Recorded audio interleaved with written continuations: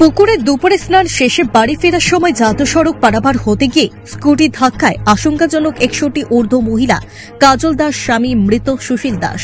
বাড়ি বিশ্রামগঞ্জ থানার অধীন ইটভাটা এলাকায়। অন্যান্য দিনের মতোই কাজল দাস শনিবার দুপুরে একটি পুকুরে স্নান করে জাতীয় সড়ক পার হয়ে বাড়ি ফেরার সময় একটি নতুন নম্বরবিহীন স্কুটি দ্রুত গতিতে এসে তাকে ধাক্কা মারে। স্কুটি ধাক্কায় জাতীয় সড়কে ছিটকে পড়ে মাথা ফেটে চৌচির হয়ে যায় কাজল দাসের। হাত পা এবং বুকেও চোট লাগে তার। বিকট শব্দে ইটভাটা বাজারের মানুষ ঘটনাস্থলে ছুটে আসে, খবর দেয় বিশ্রামগঞ্জ দমকল বাহিনীকে। খবর পেয়ে বিশ্রামগঞ্জ দমকল বাহিনী ঘটনাস্থলে ছুটে আসে এবং গুরুতর আহত কাজল দাসকে বিশ্রামগঞ্জ প্রাথমিক স্বাস্থ্য কেন্দ্রে নিয়ে যায়। তার অবস্থা আশঙ্কাজনক হওয়ায় চিকিৎসক আহতকে রেফার করে আগরতলা জিবিপি হাসপাতালে। হাসপাতালের মধ্যেই মাটিতে গড়িয়ে চিৎকার করতে করতে কাজল দাসের মেয়ে সবিতা দাস।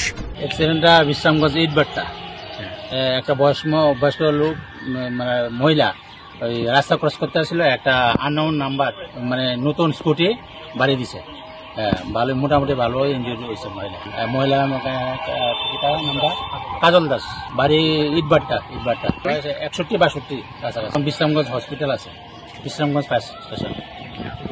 কাজল দাস সানগুড়ায় চলেছিল স্কুটি, তো ইটভাটা ওই মেলের সামনে রাজনাতে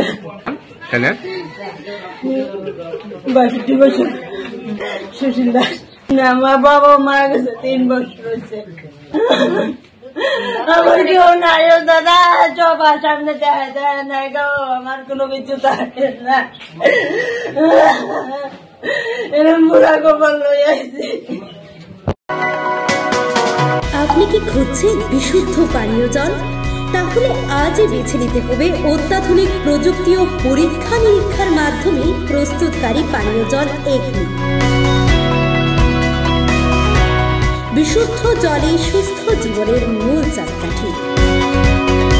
Acme package drinking water. Bureau report, news Tripura 24।